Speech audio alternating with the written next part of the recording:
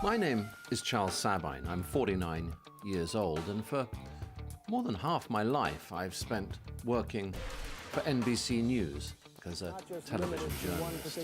I've been shot at in Chechnya, I've been blown up in Iraq, and I've been taken hostage in Bosnia. But nothing has instilled more fear, dread, and terror in me than the personal battle that I now face. Huntington's disease. The disease that took my father and is now inflicting on my brother the same decline in his prime will take me too.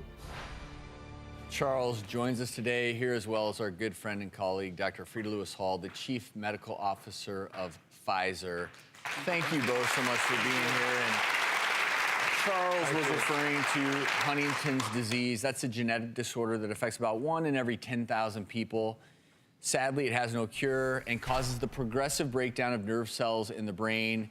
It strikes most people in the prime of their lives and is ultimately fatal, which makes it such a difficult diagnosis.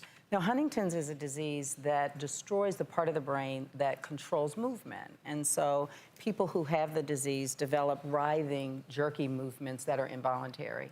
And as the disease progresses, it may affect the ability for people to think and may also affect personality and behavior. And then ultimately, as you know, people with Huntington's lose the ability to walk, to speak, and to swallow. Charles, what has your experience been with HD? Well, Travis, both my brother and I inherited the gene from my father that will give us the disease. He sadly passed away in 2001. I am at the moment pre-symptomatic, but I will develop those symptoms and the disease. But my brother John, who was recently described by a High Court judge as the most brilliant lawyer of his generation, now has to have carers change his diapers for him. I want people to understand that, Charles, you're opening up about this diagnosis because a lot of people don't know anything about it. HD is caused by a faulty gene. It is passed from parents to children.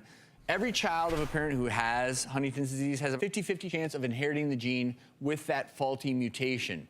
Only those who possess the faulty gene will develop HD and potentially then pass it on to their children. And if you're out there, you want more information about the blood test, ask your doctor about seeing a genetic counselor. Yeah, the genetic test has been a greatly empowering tool, Travis, for us in the Huntington's community. It has, for example, enabled my wife and I to know that our 2 small children will not happily be in developing the disease.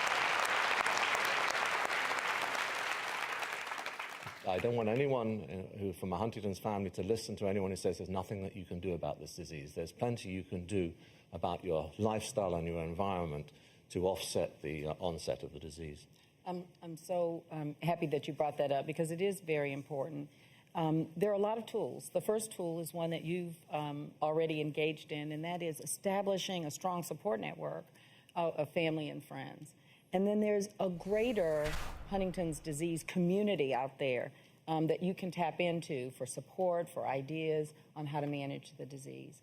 And then last but not least, you mentioned lifestyle changes that may help both manage the symptoms and could potentially delay the progression of the disease. Also working with your healthcare team as symptoms evolve, things like speech therapy, physical therapy can be helpful. Seeking treatment for depression or anxiety that may result, that can be absolutely essential as well. Yeah, and there's a lot of hope right now. This is a time where science and research have really advanced more than ever before in Huntington's disease.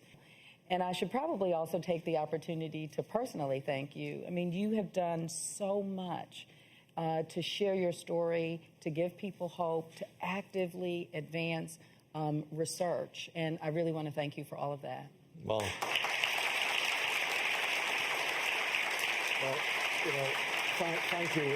thank you, Frida. And I really must second what you say there. Thanks to the extraordinary work of the research community and amazing organizations like the HDSA here in the United States that people can find online at www.hdsa.org.